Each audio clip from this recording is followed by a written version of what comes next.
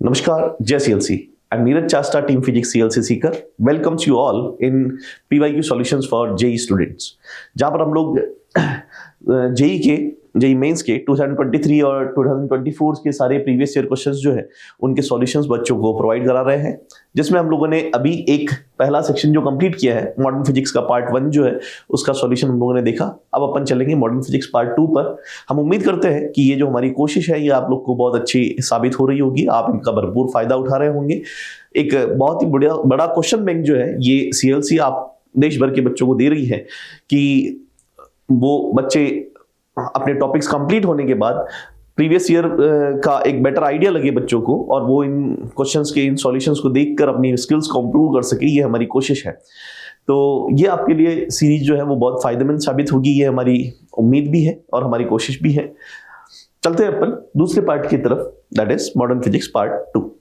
तो modern physics part 2 में question number 38 जो है that is given below are two statements. Statement 1, figure shows the variation of stopping potential with frequency. ठीक है, for two photosensitive material M1 and M2. The slope gives the value of H upon E, where H is Planck constant and E is charge of electron. ठीक है, तो statement 1 अगर अपन बात करें तो स्टॉपिंग पोटेंशियल हमेशा हम इक्वेशन जो यूज कर रहे हैं वो क्या है, that is H nu that is equals to H nu not plus क्या हो जाएगा E इंटू VS। या अगर मैं Vs की बात करूं तो Vs जो हो जाएगा E को डिवाइड कर देंगे, इसको इधर भेज देते तो this is H upon E new minus H nu not upon में क्या आ जाएगा E। तो स्लोप जो है वो H अपॉन E देगा और ये मटेरियल इंडिपेंडेंट रहेगा, तो सारे दोनों मटेरियल्स के लिए स्लोप जो रहेगा वो सेम रहेगा, that will B H upon E। Statement number 1 will be correct. ठीक है, आगे चलते हैं statement 2। M2 will emit photoelectrons of greater kinetic energy for the incident radiations having same frequency। अब M2 के लिए देखें तो M2 की जो थ्रेशोल्ड फ्रीक्वेंसी है न्यू नॉट ज्यादा है, ठीक है, तो सेम फ्रीक्वेंसी के लिए M2 की जो थ्रेशोल्ड फ्रीक्वेंसी ज्यादा है तो उसके लिए जो काइनेटिक एनर्जी रहेगी, या अपन इक्वेशन देखें तो E इक्वल्स टू क्या होता है, same energy that is phi not plus क्या हो जाएगा हमारे पास, दैट इज काइनेटिक एनर्जी, और E will be equals to ये क्या हो जाएगा H न्यू नॉट प्लस क्या हो जाएगा kinetic energy, maximum kinetic energy. तो सेम एनर्जी के लिए M2 के लिए थ्रेशोल्ड फ्रीक्वेंसी ज्यादा है, यानी कि वर्क फंक्शन की वैल्यू ज्यादा रहेगी, तो काइनेटिक एनर्जी ऑफ इलेक्ट्रॉन जो रहेगी वो क्या रहेगी, कम रहेगी। ठीक है, तो इस सिचुएशन में अगर अपन देखें then M2 will emit photo electrons of less kinetic energy. ठीक है, तो स्टेटमेंट 2 जो है वो गलत हो जाएगा, अभी इसने ग्रेटर काइनेटिक एनर्जी बोल रखा है, तो स्टेटमेंट 2 इज रॉन्ग। तो 38 में अगर अपन चले तो statement 1 is correct and statement 1 is incorrect. S1 statement 1 is correct and statement 2 is incorrect. 38 answer number 1। चलते हैं अपन क्वेश्चन नंबर 39 पर। Question number 39, the threshold frequency of metal with work function 6.63 electron volt is. Threshold frequency अपने को पता करना है, तो threshold frequency अपन जानते हैं E इक्वल्स टू क्या होता है, that is equals to H nu. ठीक है, या वर्क फंक्शन की टर्म में चले तो that is phi not that is equals to H into क्या हो जाएगा, न्यू नॉट। हम लोग को पता करना है थ्रेशोल्ड फ्रीक्वेंसी और वर्क फंक्शन आपको दे रखा है, this is in electron volt, तो 6.63 और इलेक्ट्रॉन वोल्ट को जूल में कन्वर्ट करेंगे तो 1.6 इंटू 10⁻⁴ कितना हो जाएगा, -19। H की वैल्यू बात करें अगर अपन तो H की वैल्यू हो जाएगी तुम्हारे पास 6.62 इंटू 10⁻⁴ कितना हो जाएगा, -34, और ये हो जाएगा न्यू नॉट। अगर अपन इसको सॉल्व करें तो अप्रोक्सीमेशन में वैल्यूज की बात करें तो ये दोनों तो क्या हो गए, कैंसिल हो गए, और न्यू नॉट की वैल्यू की अगर अपन बात करें तो ये हो जाएगा 1.6 इंटू 10⁻⁻19 प्लस का क्या हो जाएगा 34, तो 19 और 14 और 15 आ जाएगा, 1.6 इंटू 10⁻⁴ कितना हो जाएगा 15 हर्ट्ज। तो रिजल्ट आ जाएगा हमारे पास कितना, दैट इज 1.6 इंटू 10⁻⁵ हर्ट्ज। 15, हाँ थोड़ा सा क्लोज ऑप्शन है, तो 39 का आंसर नंबर हो जाएगा क्या हो जाएगा हमारे पास, दैट इज थर्ड 1.6 इंटू 10⁻⁵। चलाएंगे अपन अगले क्वेश्चन पर। 40, an object is placed in a medium of reflective index 3। ठीक है, electromagnetic wave of intensity 6 into 10⁸ watt per meter square falls normally on the object and it is absorbed completely। ठीक है।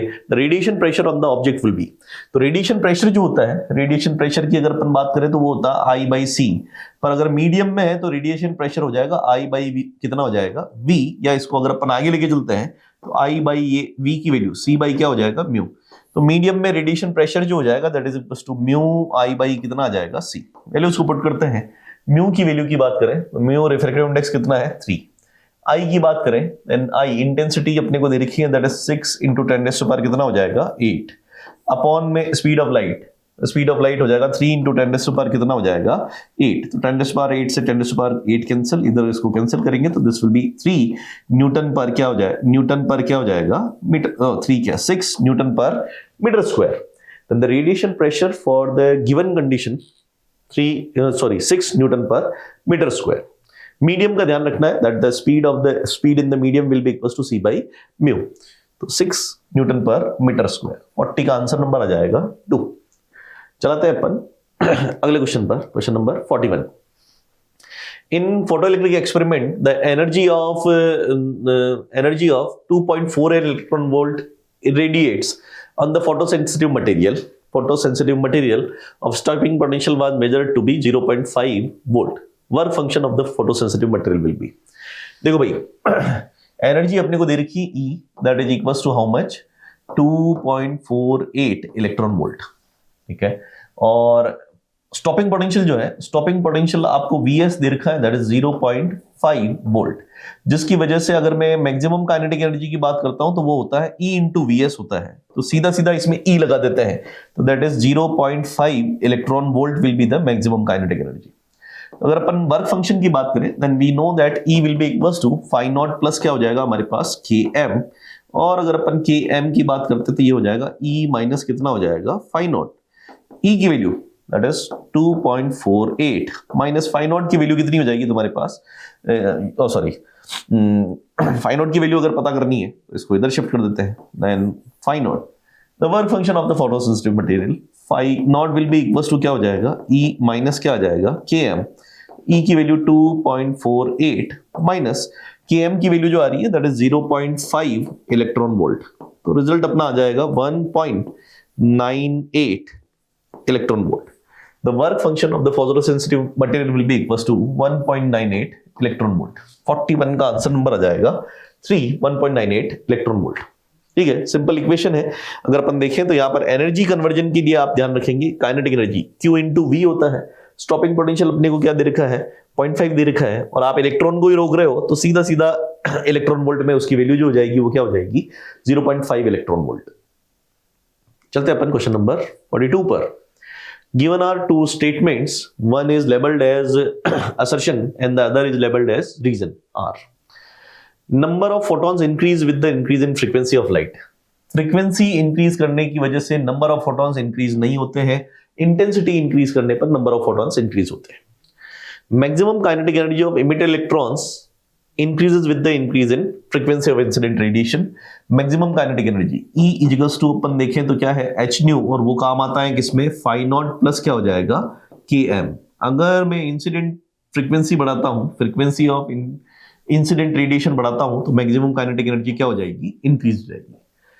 अब emitted electron increases, तो statement number 2 is correct, तो assertion is wrong and reason is right now correct.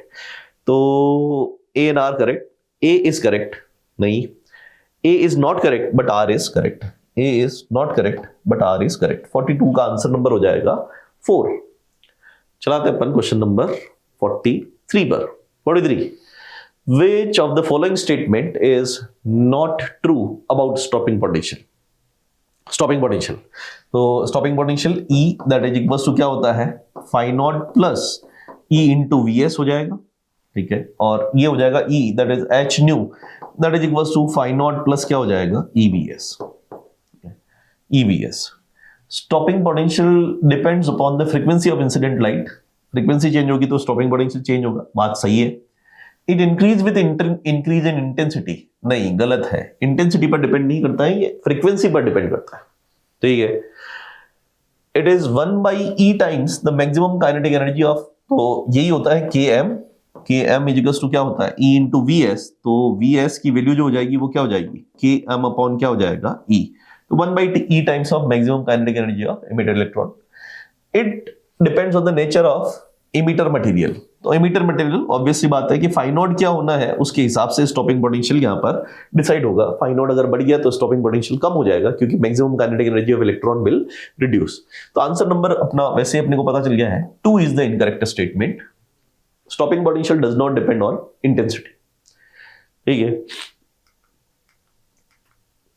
44. A proton and an electron are associated with the same de Broglie wavelength. The ratio of their kinetic energies is, ठीक है. Proton और electron are associated with the same de Broglie wavelength. de Broglie wavelength दोनों की same है. Lambda proton that is equals to lambda electron. Then the ratio of their kinetic energies, तो ये हो जाएगा h upon under root of 2mp into क्या हो जाएगा kp. That is equals to h upon under root of, ये हो जाएगा मेरे पास इधर से 2 times of mass of electron into kinetic energy of electron. Cancel 2 से 2 cancel, squaring both the side. तो mass of proton into kinetic energy of proton that is equals to mass of electron into kinetic energy of क्या हो जाएगा electron. और अगर अपन इसको आगे बढ़ाएं तो हमने को पता करना है the ratio of kinetic energy of proton and electron. तो kp अपॉन ke की वैल्यू पता करनी है. तो kp अपॉन ke, ठीक है, this will B mass of electron upon mass of क्या हो जाएगा प्रोटॉन. ठीक है, मास ऑफ इलेक्ट्रॉन और मास ऑफ प्रोटॉन अपने को बोल रखा है that is 1836 times of mass of electron. ये कैंसिल, तो रिजल्ट आ जाएगा मेरे पास 1 अपॉन 1836. 1 अपॉन 1836. ठीक है, तो 1:1836 ये हो जाएगा अपना रिजल्ट. 44 का आंसर नंबर हो जाएगा 1:1 kinetic energy of, ratio of kinetic energy of 1/1836. Option tick करने में ध्यान रखना है भाई. ठीक है, चलते हैं अपन क्वेश्चन नंबर 45 पर. Average force exerted on a non reflecting surface. Non reflecting मतलब ऑब्जर्विंग सरफेस है. Eight normal incidence is this much.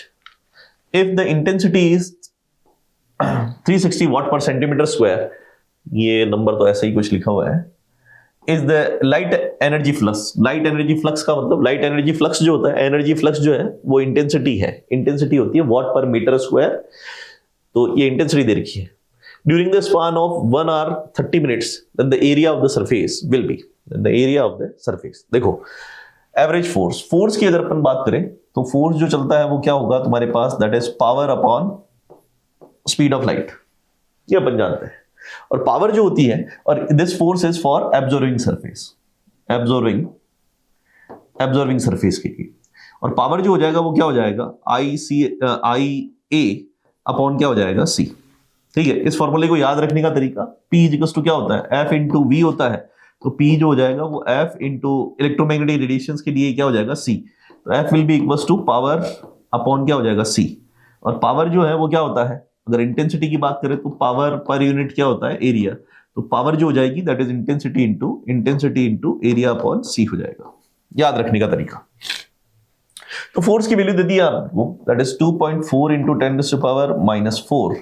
Intensity की बात करें तो इंटेंसिटी तुम्हें 360 वाट पर सेंटीमीटर स्क्वायर दे रखी है भाई. तो यहां से अगर अपन चलाएं तो 360 और वाट पर सेंटीमीटर स्क्वायर है. तो इधर वाट पर सेंटीमीटर को मीटर में कन्वर्ट करूंगा तो 10⁻⁻⁴ मीटर स्क्वायर आ जाएगा. एरिया की बात करूं तो एरिया अपने को क्या करना है, पता करना है. और स्पीड ऑफ लाइट की अगर अपन बात करें तो स्पीड ऑफ लाइट जो हो जाएगा दैट इज 3 इंटू 10⁻⁴ कितना हो जाएगा 8. तो इसको अब अपन क्या कर देते हैं, सॉल्व कर देते हैं. देखो इसको सबको उधर भेजेंगे. ये वॉट, ये तो यूनिट हटा लेता हूं मैं. तो area will be equals to, ये बन जाएगा 2.4 इंटू 10⁻⁻⁴ इंटू ये गया उधर 10⁻⁻⁴ इंटू 3 इंटू 10⁻⁻ कितना हो जाएगा 8. अपॉन में आ जाएगा अपने पास कितना 360. ठीक है, तो 10⁻⁴ 8 ये सब तो कैंसिल हो जाएगा. और इसको अगर अपन और आगे लेके चलते हैं तो 2 4 6 तो 24, ये बन जाएगा मेरे पास 3 12 तो 136. 2.4 अपॉन कितना आ जाएगा 120. जब इसको सॉल्व किया जाएगा तो इसकी वैल्यू बनेगी 0.02 मीटर स्क्वायर. ठीक है, तो अपने पास 45 का आंसर आ जाएगा 0.02 मीटर स्क्वायर. 0.02 metre square. 45 का आंसर नंबर हो जाएगा 3। चलते हैं अपन क्वेश्चन नंबर 46 पर। 46, for the photoelectric effect the maximum kinetic energy EK of the photoelectrons is plotted against frequency of the incident photon. Frequency of the incident photon as shown in figure. The slope of the graph. ये kinetic energy है, ठीक है। तो अपन जानते हैं कि E equals to क्या होता है, that is equals to phi not plus क्या हो जाएगा Km, जिसको अगर अपन आगे लेके चलते हैं तो Km will be equals to E minus क्या हो जाएगा फाई नॉट, या अगर अपन Km की बात करें तो ये हो जाएगा H न्यू माइनस कितना हो जाएगा फाई नॉट। तो अगर अपन बात करें तो straight line y equals to mx plus या माइनस c, काइनेटिक एनर्जी और इधर चल रही है फ्रीक्वेंसी, तो हमारे पास इसका जो स्लोप हो जाएगा the slope will be equals to h। The slope of the graph ek और न्यू का स्लोप जो रहेगा वो क्या रहेगा, प्लैंक कांस्टेंट रहेगा। एक बढ़िया सिंपल क्वेश्चन। चलते हैं अपन अगले क्वेश्चन पर 47 पर। 47, in a photoelectric effect experiment the light of frequency 1.5 times the threshold frequency। अभी जो फ्रीक्वेंसी आपको दे रखी है, frequency that is equals to 1.5 times of, ये हो जाएगा मेरे पास nu naught, falls on the surface of photosensitive material. Now the frequency is half, यानी कि अब जो फ्रीक्वेंसी हो गई है वो हाफ हो गई है, दैट इज 1.5 अपॉन कितना हो जाएगा 2 न्यू नॉट, जिसकी वैल्यू हो जाएगी 0.75 क्या हो जाएगा न्यू नॉट, ठीक है। And intensity is doubled, intensity double कर दी अपन ने। The number of photo electrons emitted, number of photo electrons emitted, अब जो फ्रीक्वेंसी है that is 0.75 of new not, और फोटो इलेक्ट्रिक इमिशन की कंडीशन होती है कि इंसिडेंट फ्रीक्वेंसी जो है that must be greater than क्या होना चाहिए न्यू नॉट, यानी कि आपके पास थ्रेशोल्ड फ्रीक्वेंसी से ज्यादा फ्रीक्वेंसी की इंसिडेंट लाइट होनी चाहिए तभी फोटो इलेक्ट्रिक इमिशन होगा। और अब जो फ्रीक्वेंसी है that is half of the initial frequency, तो ये कितना हो जाएगा 1.5 अपॉन 2 दैट इज 0.75। ये तो फ्रीक्वेंसी जो है वो थ्रेशोल्ड फ्रीक्वेंसी से क्या हो चुकी है, कम हो चुकी है। थ्रेशोल्ड फ्रीक्वेंसी से कम होने के केस में अब जो अपने पास फोटो इलेक्ट्रिक इमिशन की बात जब आएगी, तो फोटो इलेक्ट्रिक इमिशन के लिए तो फ्रीक्वेंसी थ्रेशोल्ड फ्रीक्वेंसी से ज्यादा चाहिए होती है, तो फोटो इलेक्ट्रिक इमिशन होगा ही नहीं। तो number of photo electrons emitted will B तो 0, कोई फोटो इलेक्ट्रॉन इमिट नहीं होगा। यही फोटो इलेक्ट्रिक इमिशन की मेन बात है। बढ़िया क्वेश्चन। चलते हैं अपन क्वेश्चन नंबर 48 पर। When a metal surface is illuminated by wavelength lambda, the stopping potential is 8 volt, यानी कि काइनेटिक एनर्जी की बात करूं तो Km की वैल्यू हो जाएगी तुम्हारे पास 8 electron volt. When the same surface is illuminated by the light of 3 lambda, ठीक है, तो स्टॉपिंग पोटेंशियल जो है हो जाएगा वो क्या हो जाएगा 2 इलेक्ट्रॉन वोल्ट हो जाएगा। स्टॉपिंग पोटेंशियल 2 वोल्ट है तो काइनेटिक एनर्जी हो जाएगी 2 electron volt. The threshold wavelength for the surface will be equals to, तो देखो भाई E equals to that is phi not plus क्या हो जाएगा अपने पास Km। वैल्यू की बात करें तो this is hc upon lambda that is equals to hc upon क्या हो जाएगा lambda not plus maximum kinetic energy. आपने को बोला हुआ है कि metal surface is illuminated by the light of wavelength lambda, ये रही light of wavelength lambda. Stopping potential is 8 volt, जिसकी वजह से मैक्सिमम काइनेटिक एनर्जी कितनी हो जाएगी 8 इलेक्ट्रॉन वोल्ट हो जाएगी, ठीक है।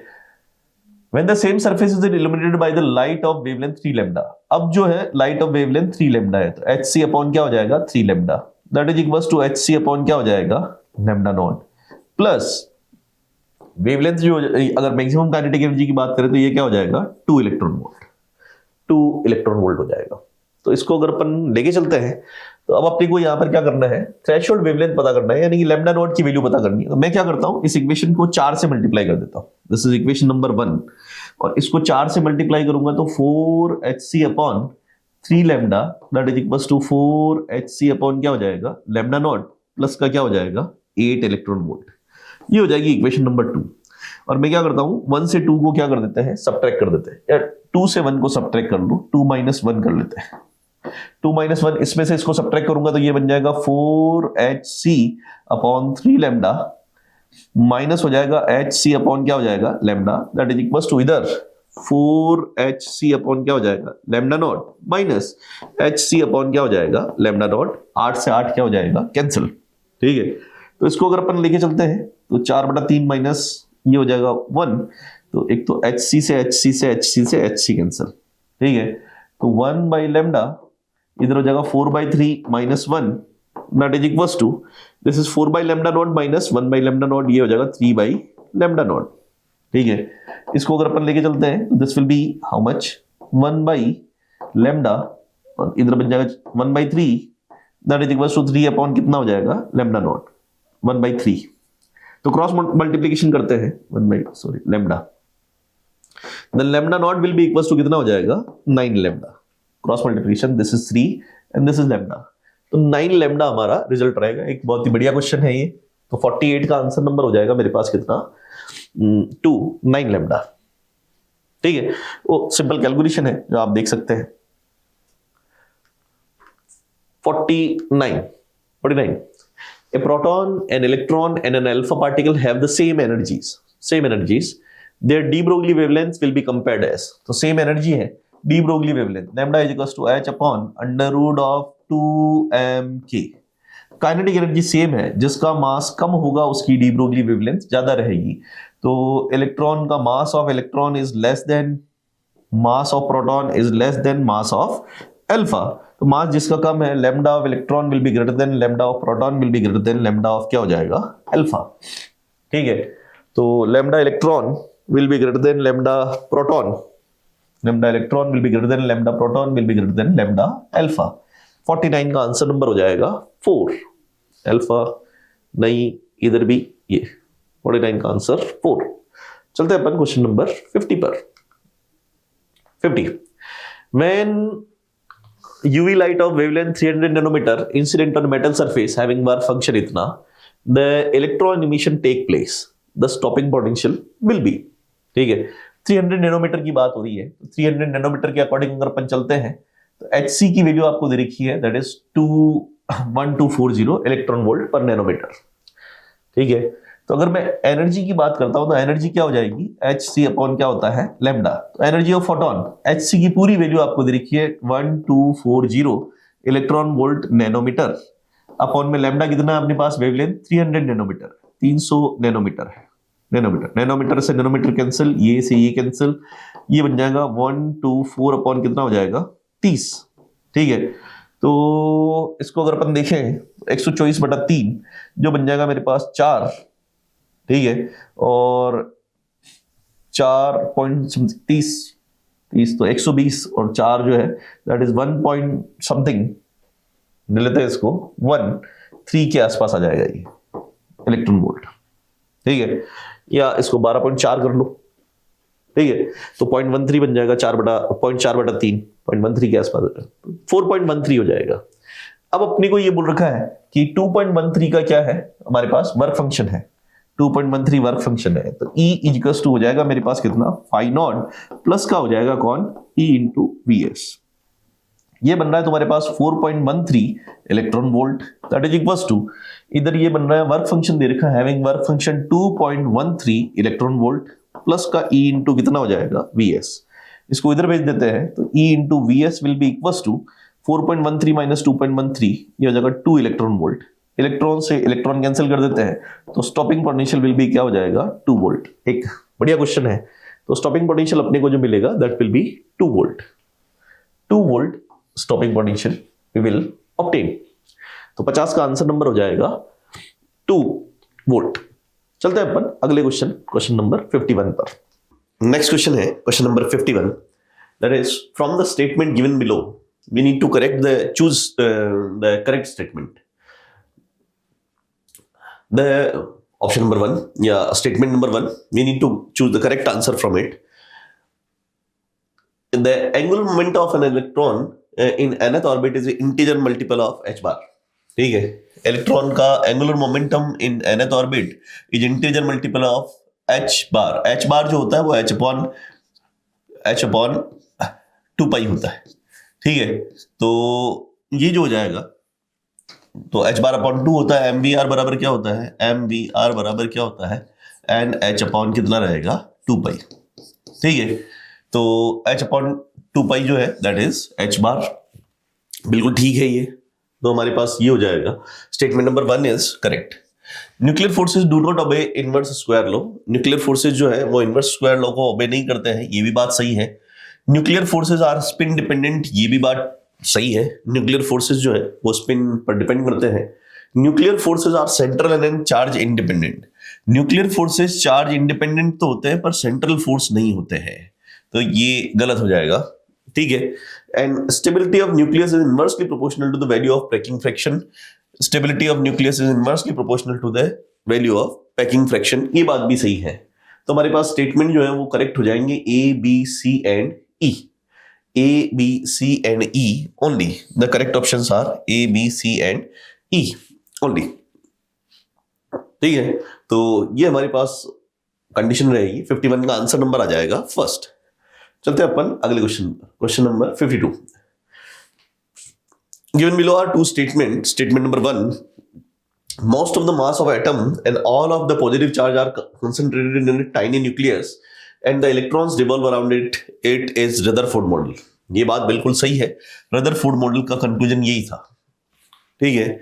उसके साथ साथ an atom is spherical cloud of positive charge with an electrons embedded in it is a special case of Rutherford model. नहीं, ये नहीं था, ये तो इनफैक्ट जो प्लम पुडिंग मॉडल था, थॉमसन मॉडल जो था उसका स्टेटमेंट लग रहा है। तो this statement is not correct. Rutherford ने तो जो मॉडर्न एटॉमिक स्ट्रक्चर है उसका जो प्लेटफॉर्म है वो रदरफोर्ड ने दिया था, और उसका स्टेटमेंट जो है वो दैट इज स्टेटमेंट नंबर 1। तो स्टेटमेंट नंबर 2 गलत हो जाएगा, स्टेटमेंट नंबर फर्स्ट जो है वो करेक्ट रहेगा। Statement 1 is true but statement 2 is false. 52 का आंसर नंबर आ जाएगा 4। 52 का 4। चलाते हैं अपन अगले क्वेश्चन पर, question number 53। Hydrogen atom in ground state is given an energy of 10.2 electron volt. ठीक है। How many spectral line will be emitted due to transition of the electrons? Hydrogen जो है वो ग्राउंड स्टेट में, तो ground state में hydrogen atom की जो एनर्जी होती है वो कितनी होती है, -13.6, और अपने पास इसकी जो ऊपर वाली ऑर्बिट होती है उसकी एनर्जी होती है -3.4। इनके बीच में जो एनर्जी गैप होता है, this is n = 1 ground state, ये n = क्या रहेगा 2। इनके बीच में एनर्जी गैप की बात करें तो द डेल्टा E = अपने पास कितना है, दैट इज -3.4 माइनस ऑफ क्या हो जाएगा -13.6। तो इसकी वैल्यू जो आ जाएगी वो कितनी आ जाएगी हमारे पास, दिस इज 10.2 इलेक्ट्रॉन वोल्ट। तो इलेक्ट्रॉन यहाँ है और आपने उसको 10.2 इलेक्ट्रॉन वोल्ट की एनर्जी दी है, तो वो कहाँ चला जाएगा, सेकंड ऑर्बिट में चला जाएगा।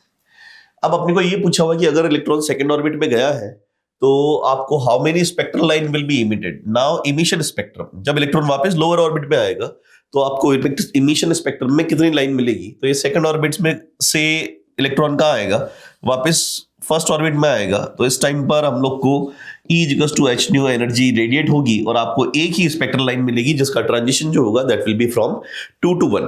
तो अभी अगर अपन बात करें तो आपको how many spectral line will be emitted will be 1 and that spectral line will belong to 2 to 1 transition. जो लाइमन सीरीज का सबसे छोटा ट्रांजिशन जो होगा उसके लिए ये स्पेक्ट्रल लाइन बिलोंग करेगी। 53 का आंसर नंबर हो जाएगा 1। चलते हैं अपन 54 पर। An electron rotates in a circle around the nucleus having positive charge JE. The correct relation between total energy and its potential energy. तो potential energy की बात करते हैं तो हम लोग ये जानते हैं कि the total mechanical energy is half of potential energy। यानी कि अगर अपन इसकी बात करें तो ये अगर फर्स्ट ऑर्बिट में -13.6 है तो ये उसी ऑर्बिट में हमारे पास होती है 27 -27 पॉइंट कितना होता है 2। तो the total mechanical energy is half of potential energy, या potential energy will be equal to क्या हो जाएगा 2E। 2E = U। 2E = U। तो 54 का आंसर नंबर हो जाएगा 2। 2E = U। चलते हैं अगले क्वेश्चन पर। In a hydrogen-like system, the ratio of Coulomb force and gravitational force between the electron and proton is of the order of। Electron और proton के बीच में रेशियो ऑफ Coulomb फोर्स और gravitation force का order क्या होता है। वैसे तो ये नंबर आप याद भी रख सकते हैं पर अभी मैं बात कर लेता हूं। अगर अपन बात करें, ये है इलेक्ट्रॉन और ये है अपने पास प्रोटॉन, तो चार्ज हो जाएगा 1.6, और अगर अपन मास की बात करें तो इसका मास हो जाएगा 9.1 × 10⁻⁴ कितना हो जाएगा -31, और इसका मास हो जाएगा 1.6 × 10⁻⁴ कितना हो जाएगा -27।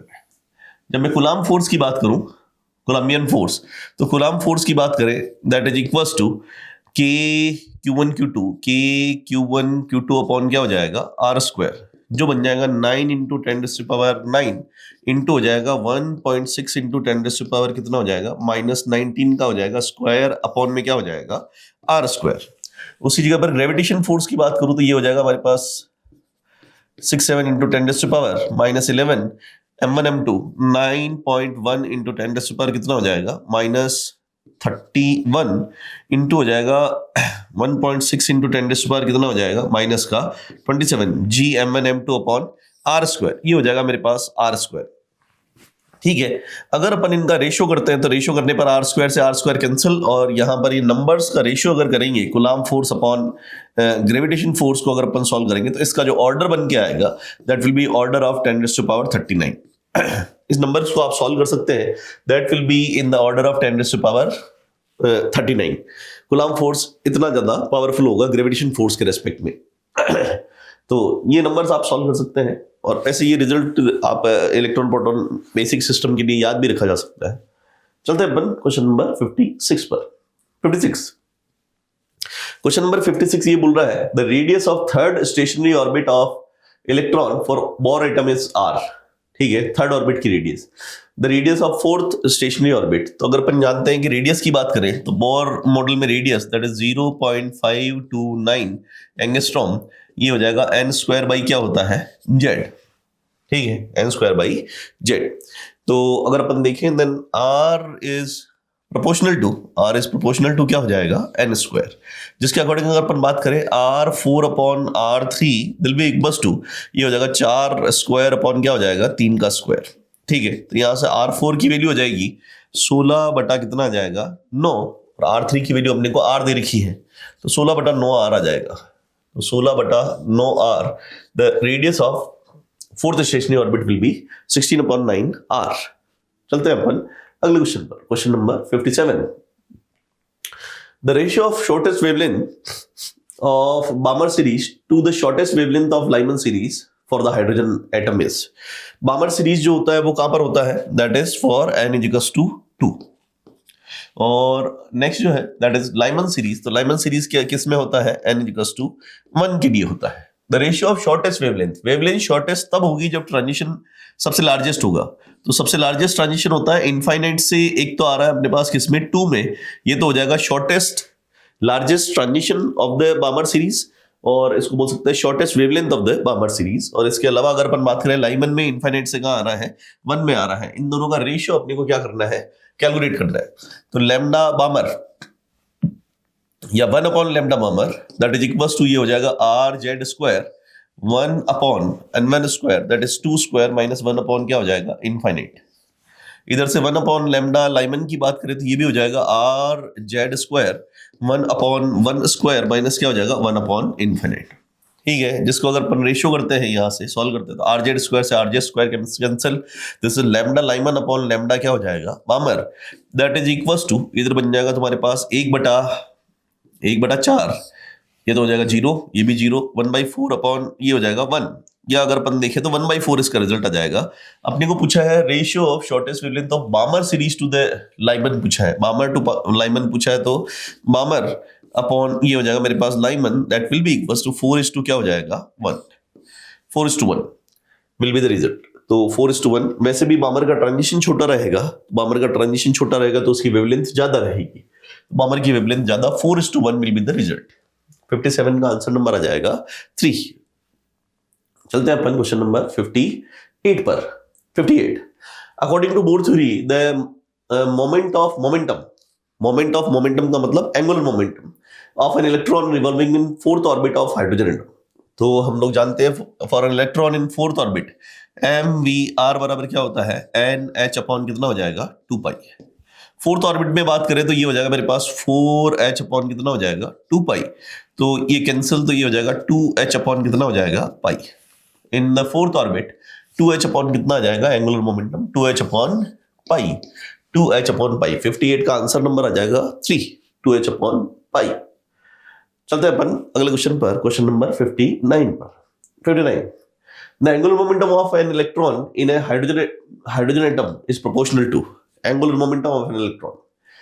ये रेडियस की टर्म में आंसर दे रखा है, ये एक बहुत ही बढ़िया क्वेश्चन है। एंगुलर मोमेंटम जो होता है that is mvr m v r that is equal to n h upon कितना हो जाएगा 2 पाई, या एंगुलर मोमेंटम, इसको पूरा मैं एल बोल देता हूं, तो that is proportional to n. और अगर अपन देखें तो रेडियस के बारे में बात करें तो रेडियस जो है that is proportional to n square, या अगर मैं यहां पर बात करूं तो यहां से मैं ये देख सकता हूं that n will be proportional to under root of क्या हो जाएगा r, n will be proportional to under root of r, जिसके अकॉर्डिंग अगर मैं इन दोनों को मर्ज करता हूं तो l is proportional to n but n is proportional to root r, जिसकी वजह से angular momentum will be proportional to क्या हो जाएगा रूट आर हो जाएगा। Angular momentum will be proportional to root r. 59 का आंसर नंबर आ जाएगा first, that is root r. चलते हैं अपन क्वेश्चन नंबर 60 पर। An electron revolving in nth orbit, nth Bohr orbit, has magnetic moment mu n, and mu n is proportional to n to the power x. Mu n और that is proportional to n to the power क्या है x.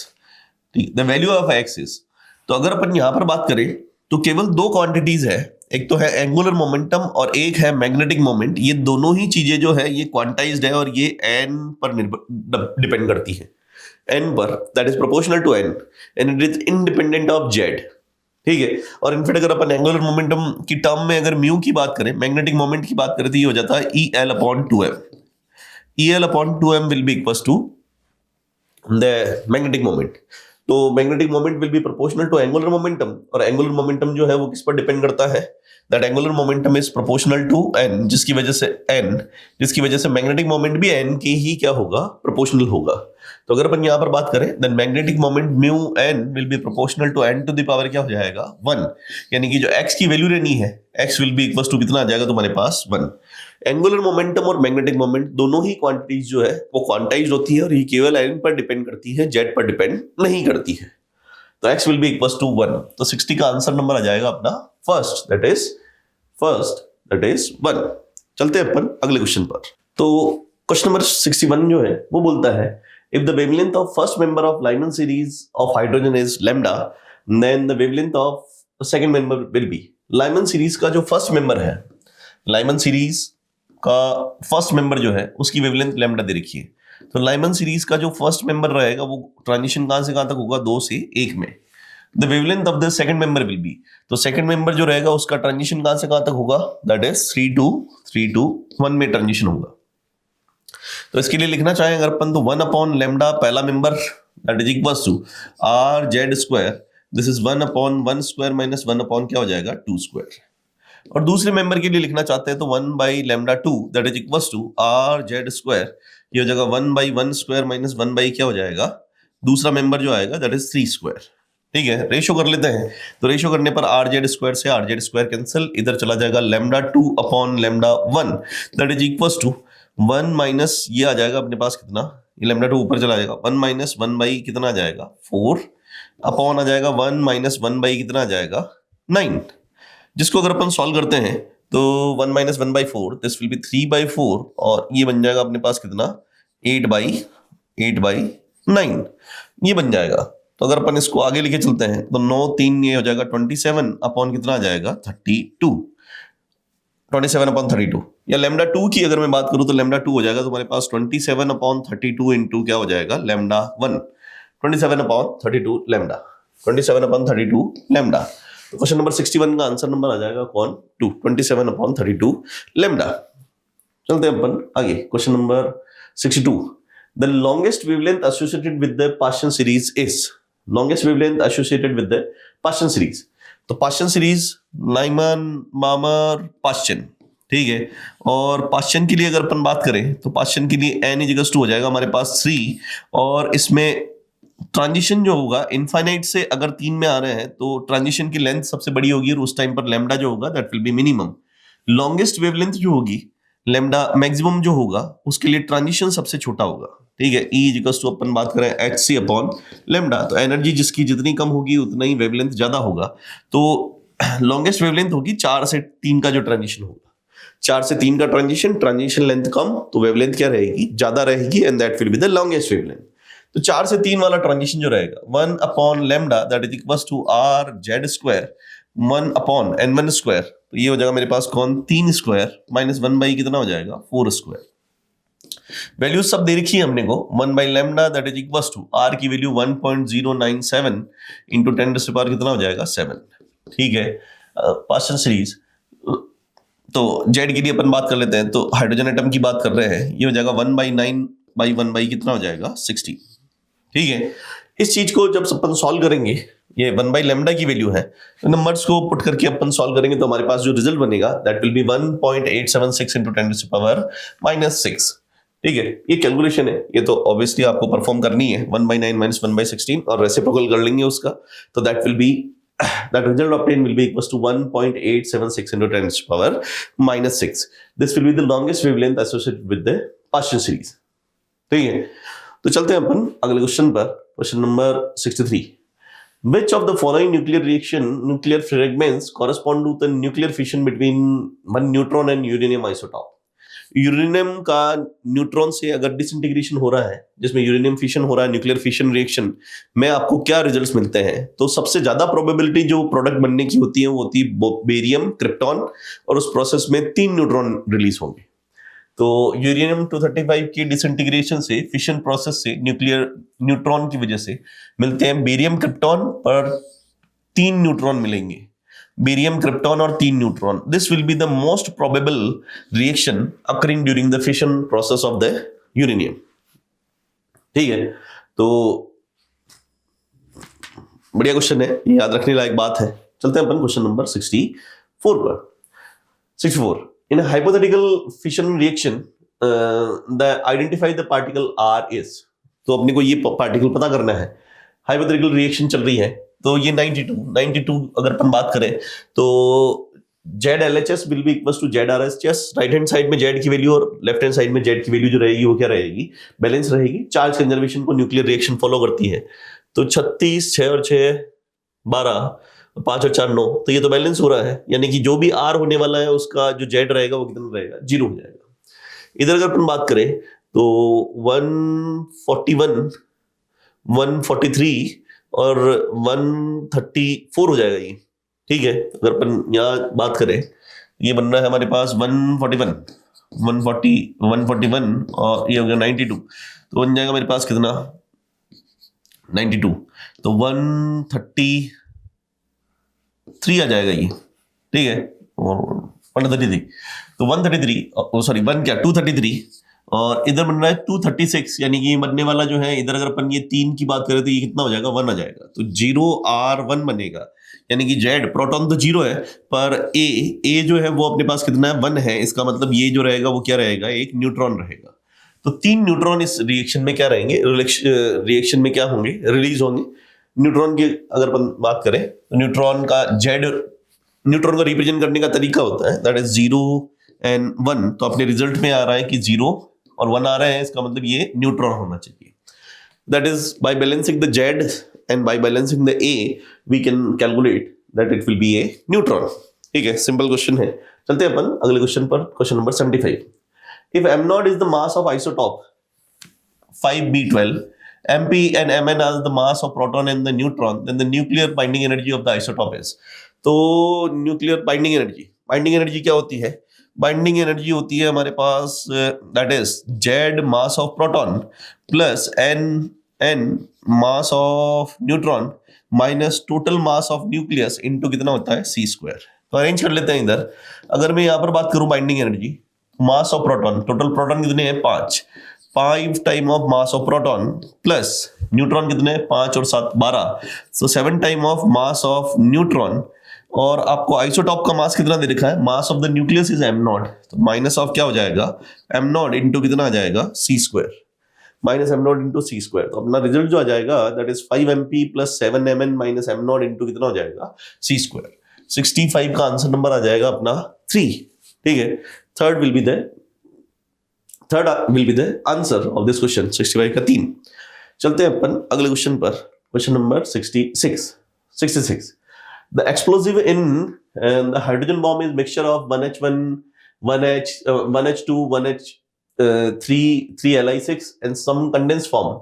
The chain reaction is given by, ये अपने को chain reaction दे रखी है। During the explosion, energy released is approximately, ये अपने को energy calculate करनी है। ये 2 रिएक्शन chain reaction चल रही है, तो तो सबसे पहले तो अपन ये दोनों रिएक्शन को कंबाइन करके पता करते हैं कि what is the moral of the chain reaction. ये चेन रिएक्शन में क्या क्या है, न्यूट्रॉन और ये न्यूट्रॉन हो गया कैंसिल, 1H3 और इधर 1H3 भी क्या हो जाएगा, कैंसिल, 2He4 2He4। तो यहाँ पर मेन रिएक्शन जो चल रही है that is 1H2 plus 3Li6 that will be equals to, ये बन जाएगा 2He कितना हो जाएगा 4, 2He4 के दो न्यूक्लियस बन रहे हैं, ठीक है। तो इस प्रोसेस में रिलीज होने वाली एनर्जी जो रहेगी that is the mass defect. Mass defect की अगर अपन बात करें तो हमने पास 1H2 का मास डिफेक्ट, तो मास ऑफ लिथियम दे रखा है आपको ये AMU में, मास ऑफ 1H2 दे रखा है ये, और मास ऑफ 2He4 दे रखा है ये, और 1 AMU के लिए इतनी एनर्जी अपने पास क्या है रिलीज होने वाली है। तो हम लोग ये देख सकते हैं कि यहाँ पर होने वाला mass defect will be equals to इधर का mass that is how much, ये हो जाएगा मेरे पास 1H2 का मास 2.01471 प्लस दूसरा Li का मास दैट इज 6.01690। तो ये तो लेफ्ट हैंड साइड का मास हो गया। इधर राइट हैंड साइड में मास की अगर अपन बात करें तो राइट हैंड साइड में मास जो बन रहा है हीलियम जो न्यूक्लियस रहेगा उसका मास दैट इज 4.00388, और ऐसे कितने न्यूक्लियस बन रहे हैं अपने पास, दो न्यूक्लियस है। तो ये तो यहां से हम लोग के पास डेल्टा एम आएगा and that delta m will be in AMU, ठीक है, जिसकी वजह से बाइंडिंग एनर्जी जो होती है वो होती है, अगर आपके पास डेल्टा एम जो है वो AMU में है, दिस इज इन AMU, तो अपन 931.5 मेगा इलेक्ट्रॉन वोल्ट से मल्टीप्लाई करेंगे तो उससे अपना बाइंडिंग एनर्जी का रिजल्ट आएगा, ठीक है। तो बेसिकली अगर अपन यहाँ पर बात करें तो ये कैलकुलेशन आपको परफॉर्म करनी है। ये जो मास डिफेक्ट आएगा उस मास डिफेक्ट को 931.5 ये इसने वैसे भी मेंशन कर रखा है, उससे मल्टीप्लाई करते हैं तो हमारा जो रिजल्ट बनता है इस क्वेश्चन के लिए that will B 22.22 mega electron volt. 22.22 mega electron volt will be the result for this question, ठीक है। तो कैलकुलेशन है this is total mass of left hand side minus total mass of right hand side, that will be the mass defect into c square। अगर joule में solve करो तो c square, और अगर AMU में सॉल्व करें तो हमें 931.5 से क्या करना पड़ेगा, मास डिफेक्ट को मल्टीप्लाई करेंगे तो that will be our the energy released in the process। तो 66 का आंसर आ जाएगा 22.22 मेगा इलेक्ट्रॉन वोल्ट। कैलकुलेशन है ये आपको सॉल्व करनी पड़ेगी, इसमें कोई बात ही नहीं है। 67 पर चलते हैं। 67, a nucleus at rest disintegrate into two smaller nucleus with masses ratio 2:1। एक न्यूक्लियस रेस्ट पर है, ठीक है, और ये दो मासेस में डिवाइड होता है, मासेस इन द रेशियो 2:1। तो एक तो है मास अपने पास 2m का और एक है मास अपने पास जो है वो कितने का है, m का है। After the disintegration they will, तो इस सिस्टम में मोमेंटम कंजर्व रहेगा। मोमेंटम कंजर्वेशन में इनिशियल मोमेंटम जो है वो 0 है, और फाइनल मोमेंटम की बात करें तो फाइनल मोमेंटम ये 2m वाला जो है मान लो ये जा रहा है कितने से, v1 से जा रहा है, तो 2m v1 से जा रहा है, और प्लस ये m जो है ये v2 से जा रहा है, ये मान लो जो है वो कितने से जा रहा है, v2 से जा रहा है।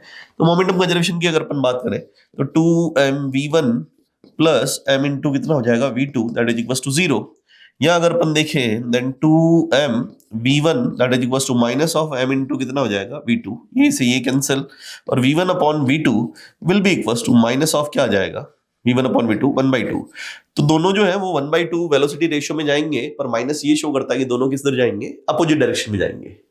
तो both will move in opposite direction with speed in the ratio of 1/2 respectively, 1/2 respectively. 67 का आंसर नंबर आ जाएगा अपना 2। चलते हैं अपन क्वेश्चन नंबर 68 पर। 68 ये बोल रहा है कि हमारे पास एक प्रोसेस चल रहा है, और उस प्रोसेस में अगर अपन देखें the energy release in the fusion of 2 kg of hydrogen, 2 kg of hydrogen deep in the sun is EH, and the energy release in the fission of 2 kg of 235 uranium EU is something is EU, then EH upon EU is approximately, ठीक है। consider the fusion reaction as, अगर अपन यहाँ बात करें तो fusion reaction as 1H1 plus 2E 2He4, और इसमें 26.7 mega electron के वोल्ट की एनर्जी रिलीज हो रही है। And energy release in the fission reaction of the uranium 235 is 200 mega electron volt पर फिशन न्यूक्लियस, ठीक है। Na की वैल्यू इतनी है। देखो भाई पहले तो यूरेनियम की कैलकुलेशन कर लेते हैं। यूरेनियम की कैलकुलेशन अगर अपन करते हैं तो हमारे पास 235 ग्राम यूरेनियम जो रहेगा उसमें जो नंबर ऑफ न्यूक्लियस रहेंगे वो कितने रहेंगे, Na रहेंगे। और इसने ये बोल दिया है कि हमारे पास एक फिशन में जो एनर्जी रिलीज हो रही है, एक फिशन प्रोसेस में जो एनर्जी रिलीज हो रही है, वो हमारे पास एक यूरेनियम के फिशन में 200 mega electron volt energy release हो रही है। और अपने पास टोटल मास कितना है, total mass is how much, 2 kg, यानी कि 2000 ग्राम है। ठीक है, तो इसके हिसाब से अगर मैं टोटल नंबर ऑफ मोल्स के हिसाब से अगर अपन यहां पर बात करें तो टोटल नंबर ऑफ न्यूक्लियस जो हो जाएंगे आपके पास, total number of nucleus of uranium that will be equals to कितना हो जाएगा, 2000 ग्राम अपॉन 235 इंटू कितना हो जाएगा हमारे पास Na। ये तो हो गए total number of uranium nucleus. ठीक है, और एक यूरेनियम में अपने पास जो एनर्जी रिलीज हो रही है that energy is 200 mega electron volt पर फिशन, 200 मेगा इलेक्ट्रॉन वोल्ट। तो अगर अपने को EU की वैल्यू रखनी है, EU, तो total number of uranium nucleus इतने हो गए हैं जिसके according release energy will be equals to 2000 upon 235 into Na into एक फिशन में जो एनर्जी रिलीज हो रही है that is 200 mega electron volt. ये तो हो गई EU की वैल्यू, यूरेनियम के डिसइंटीग्रेशन में रिलीज होने वाली एनर्जी।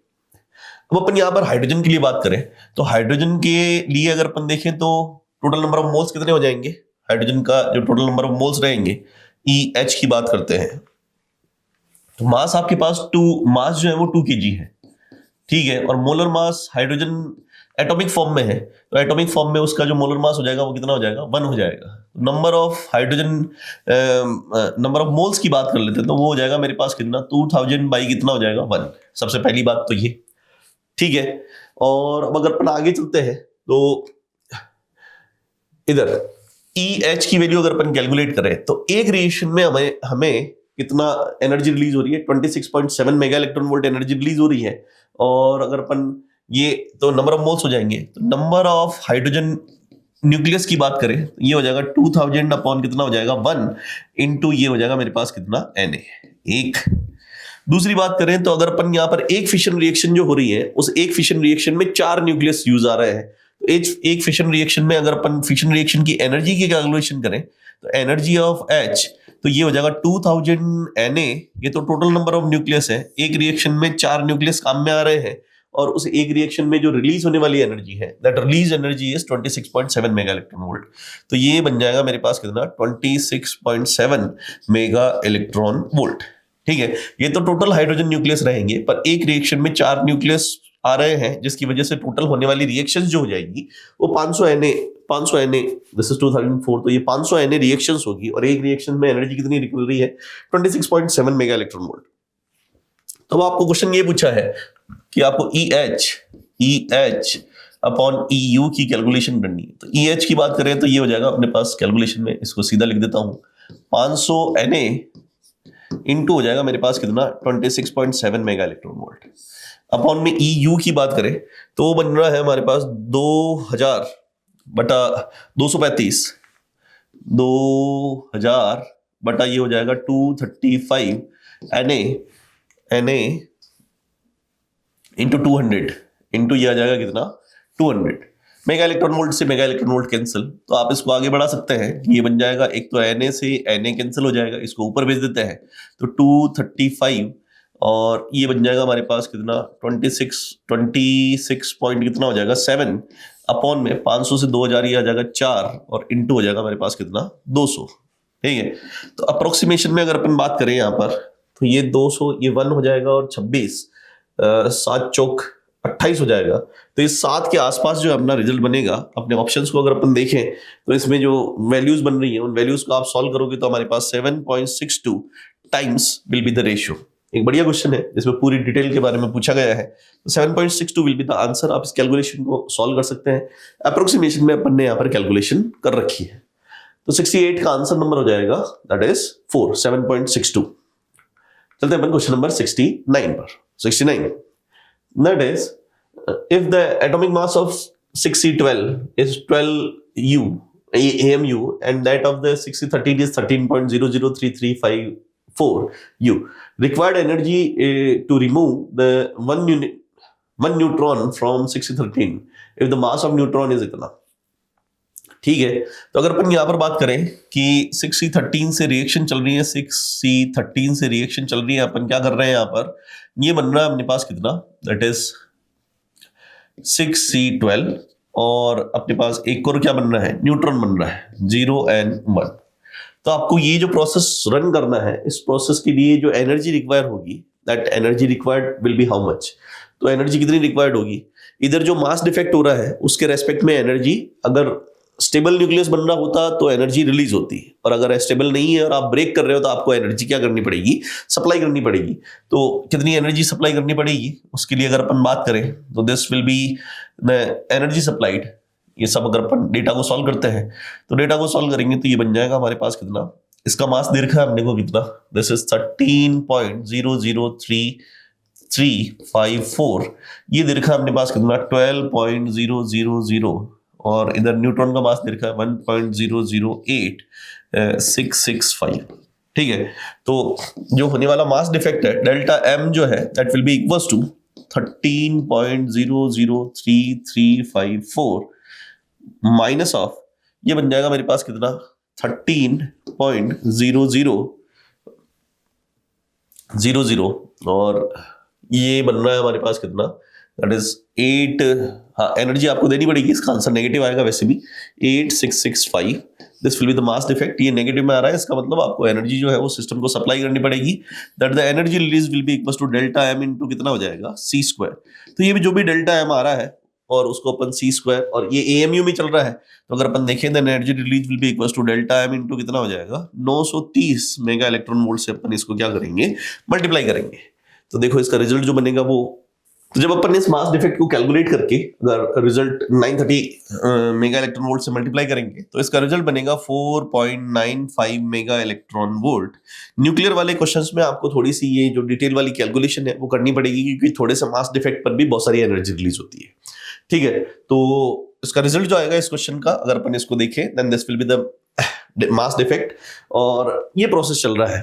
ठीक है। तो इधर अगर अपन देखें तो आपको सिस्टम को ब्रेक करना है, तो उस सिस्टम के लिए अपने को क्या करनी पड़ेगी, एनर्जी देनी पड़ेगी। तो 4.95 mega electron volt will be the result 69 का।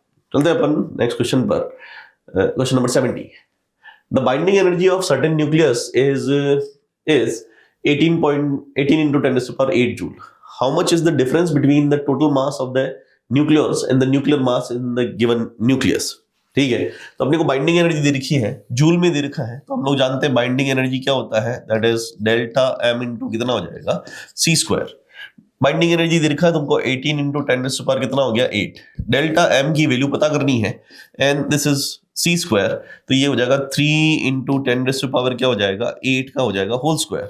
यहां से अगर अपन डेल्टा एम देखें तो ये हो जाएगा 18 into 10⁻⁴ कितना हो जाएगा 8 अपॉन में ये बन जाएगा 9 into 10⁻⁴ कितना हो जाएगा 16। ठीक है। तो ये तो आ जाएगा 2, और 2 into 10⁻⁴ कितना आ जाएगा माइनस का 8 kg आ जाएगा। ठीक है। तो इसको अगर अपन और लेके चलते हैं तो kg में अगर अपन देखें तो किलो में दिस इज 2 into 10⁻⁴ कितना हो जाएगा -5, अपन लिख सकते हैं इसको ग्राम, या मैं इसको लिख सकता हूं this is 20 microgram will be the result. तो 20 माइक्रोग्राम 70 का अपना आंसर आएगा, 20 माइक्रोग्राम। ठीक है। चलते हैं अपन अगले क्वेश्चन पर, question number 71। In a nuclear fission reaction an isotope of mass m, an isotope of mass m, reaction of an isotope of mass m, 3 similar daughter nucleus of same mass are formed. 3 similar nucleus of daughter nucleus of same mass m are formed. If speed of daughter nucleus in terms of the mass defect will be, ठीक है। तो similar daughter nucleus अपने को मिल रहे हैं। ठीक है। और अपने को ये बताना है कि what will be the speed of daughter nucleus in terms of delta m अपने को बताना है। तो हम लोग अगर बात करें डेल्टा एम, हीट रिलीज जो होगी या एनर्जी रिलीज जो होगी वो क्या होगा, डेल्टा एम इंटू कितना हो जाएगा, डेल्टा एम इंटू क्या हो जाएगा C square. In terms of mass defect अपने को बात करनी है। ठीक है। ये एनर्जी जो रिलीज हो रही है वो किस में रिलीज हो रही है, एक आइसोटॉप है जिसका मास जो है वो अपने पास टोटल मास कितना है m है, और उसके 3 सिमिलर डॉटर न्यूक्लियस जो है वो सेम मास के बन रहे हैं। यानी कि अगर अपन m के सिमिलर डॉटर न्यूक्लियस की बात करें तो 3 स्मॉल m मास के डॉटर न्यूक्लियस बन रहे हैं। ठीक है। क्या बात समझ में आ रही है। और अपने को ये बताना है कि मास डिफेक्ट के टर्म में अपने को मास डिफेक्ट की टर्म में अपने को उनकी स्पीड बतानी है। तो स्पीड कितनी हो जाएगी हमारे पास, that is half mv², that will be the kinetic energy. कितने अपने पास, टोटल 3 है, 3 न्यूक्लियस जो है जनरेट हो रहे हैं, that will be equal to, ये कितना हो जाएगा अपने पास, डेल्टा m इंटू कितना आ जाएगा, c²। चलो आगे चलाते हैं, 3। और मेन जो अपने पास आइसोटॉप है उसका टोटल मास कितना दे रखा है, m दे रखा है। तो अगर मैं सिंगल न्यूक्लियस की बात करूं 1/2, ये कितना हो जाएगा, this will B m/3 into कितना हो जाएगा, v², that is equal to delta m into कितना आ जाएगा, ये c²। जिसको अगर अपन आगे बढ़ाए तो यहां से अगर अपन ये देखें तो this will be how much, 3 से अपने पास 3 कैंसिल, और इसको स्पीड की अगर अपन बात करें, speed will be equal to mv² that is equal to 2 delta m into कितना आ जाएगा, c²। या अगर अपन v² की बात करें या v की बात करें तो ये हो जाएगा 2 डेल्टा m c² अपॉन में आ जाएगा, कौन आ जाएगा मेरे पास, m, उसका हो जाएगा अंडर रूट। तो रिजल्ट आपका बनेगा that will be how much, ये जो बनेगा ये बनेगा अपने को इधर से c under root of 2 delta m upon क्या आ जाएगा, m आ जाएगा, c root of 2 delta m upon कितना आ जाएगा, m।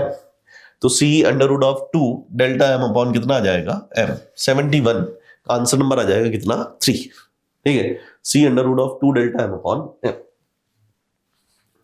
चलते हैं अपन अगले क्वेश्चन पर, क्वेश्चन नंबर 72 पर। 72, the mass number of nucleus having radius equal to half of the radius of the mass number of a nucleus having radius equal to half of the radius of the nucleus with the mass number इतना। हम लोग जानते हैं radius of nucleus is proportional to a to the power क्या हो जाएगी, 1/3। तो यहां से अगर अपन लेके चलते हैं तो मास नंबर की अगर अपन बात करें तो देखो क्या हो जाएगा, यहां से अगर अपन चलते हैं तो a will be proportional to r क्या हो जाएगा, q। और यहां पर अगर अपन देखें a2 upon a1 will be equal to, ये हो जाएगा r2 अपॉन क्या हो जाएगा, r1 का क्या हो जाएगा, q। a2 की वैल्यू अपने को पता करनी है, a2 अपॉन a1। तो mass number of the nucleus having radius equal to half of the radius of the nucleus with mass number ये। तो अभी का मास नंबर आपको दे रखा है दैट इज 192। अभी की रेडियस को अपन ले लेते हैं that is let's say r, यानी कि r1 की वैल्यू कितनी है, r है। तो mass number of the nucleus having radius equal to half of the radius, यानी कि अभी जो इसकी रेडियस है उसकी आधी रेडियस का अपने को क्या चाहिए, दूसरा सिस्टम चाहिए। तो वो हो जाएगा r/2 टू द पावर कितना हो जाएगा, 3। ये हो जाएगा 1/2। a2 की वैल्यू की बात करें तो ये हो जाएगा 192 अपॉन 2 क्यूब दैट इज 8, जो बन जाएगा हमारे पास 8 19। तो बन जाएगा कितना, 2 16 3 32 24 अपना क्या रहेगा, रिजल्ट रहेगा। तो 72 का आंसर नंबर आ जाएगा कितना, 4, दैट इज 24। चलते हैं अपन क्वेश्चन नंबर 73 पर।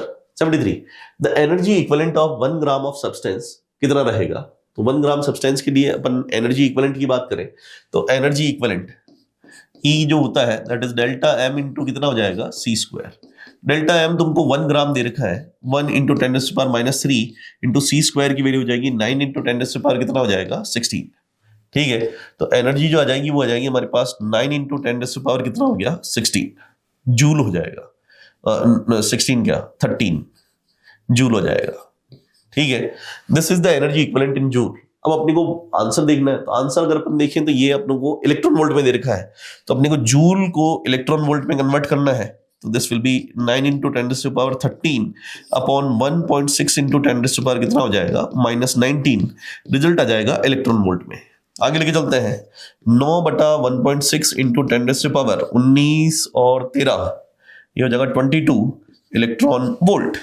ठीक है, तो इसको अपन 21 कर लेते हैं, 21 कर लेते हैं तो 90, या इसको अपन ऐसे लिख सकते हैं 90 बटा कितना हो जाएगा, 16 इंटू 10⁻, मेगा 6 बाहर निकाल देता हूं तो 10⁻16 मेगा इलेक्ट्रॉन वोल्ट जो है वो रिजल्ट आ जाएगा। तो 90/16, 16 6 5 पॉइंट समथिंग आएगा इसका आंसर। 5 इंटू 10⁻, अगर अपन देखें तो इलेक्ट्रॉन वोल्ट में ये रिजल्ट बन रहा है, 19 13 ऊपर गया ये अपने पास, तो ये बन जाएगा 5 पॉइंट समथिंग 5.6 इंटू 22, 6 गए तो 10⁻, कितना हो जाएगा अपने पास, 1 ग्राम ही तो है, 1 ग्राम। ठीक है, 10⁻³ किलोग्राम हो जाएगा। और इधर that is mega electron volt. ठीक है, देखते हैं। तो ये अपने पास थोड़ी सी कैलकुलेशन मिस्टेक है, दैट इज इसको अगर मैं ऊपर भेजता हूं तो ये हो जाएगा मेरे पास कितना 9 19 29 और 3 32 हो जाएगा। 32 में मेगा इलेक्ट्रॉन वोल्ट बोलेंगे तो ये कितना आ जाएगा 26 आ जाएगा। तो 5.6 इंटू 10⁻⁴ कितना आ जाएगा 26 मेगा इलेक्ट्रॉन वोल्ट। तो 73 का आंसर नंबर आ जाएगा अपना कितना 5.6 इंटू 10⁻⁴ 26 मेगा इलेक्ट्रॉन वोल्ट। ठीक है, चलते हैं अपन क्वेश्चन नंबर 74 पर। 74, if the total energy transferred to the surface in time, that is 6.48 into 10⁵ joule, then the magnitude of total momentum delivered on the surface for complete absorption. एक complete absorbing surface है, उस पर जो momentum transfer होता है that is equals to क्या होता है E/c। तो यहां से अगर अपन इसको ट्रांसफर करते हैं तो E की वैल्यू आपको दे रखी है 6.48 इंटू 10⁻⁴ कितना चल रहा है 5 अपॉन में C की वैल्यू जो हो जाएगी दैट इज 3 इंटू 10⁻⁴ कितना हो जाएगा 8। इसको अगर अपन आगे लेके चलते हैं तो 2 पॉइंट समथिंग 16 3 48 तो 2.16 इंटू 10⁻⁴ कितना आ जाएगा -3। ये हो जाएगा -3 kg मीटर पर क्या हो जाएगा सेकेंड। तो the momentum transfer to the surface will be equals to 2.16 into 10⁻⁻³ -3। 2.16 into 10⁻⁻ कितना हो जाएगा -3। तो 74 का आंसर नंबर अपना हो जाएगा फर्स्ट। तो एक सिंपल सिचुएशन, सिंपल क्वेश्चन है। अगर रिफ्लेक्टिंग सरफेस होगी तो 2E/c will be the momentum transfer. चलते हैं अपन अगले क्वेश्चन पर। तो ओके, तो हम लोगों ने मॉडर्न फिजिक्स पार्ट 2 कंप्लीट किया। इसमें हम लोगों ने सारे क्वेश्चंस को कवर किया। ठीक है, बढ़िया सिंपल क्वेश्चंस है। मॉडर्न फिजिक्स से बहुत सारे क्वेश्चंस भी आते हैं एग्जाम में। मैं उम्मीद करता हूं ये आप लोग के लिए बहुत ही बेनिफिशियल हो रहा होगा। This is for today, thank you very much. मिलते हैं किसी अगले सॉल्यूशन में।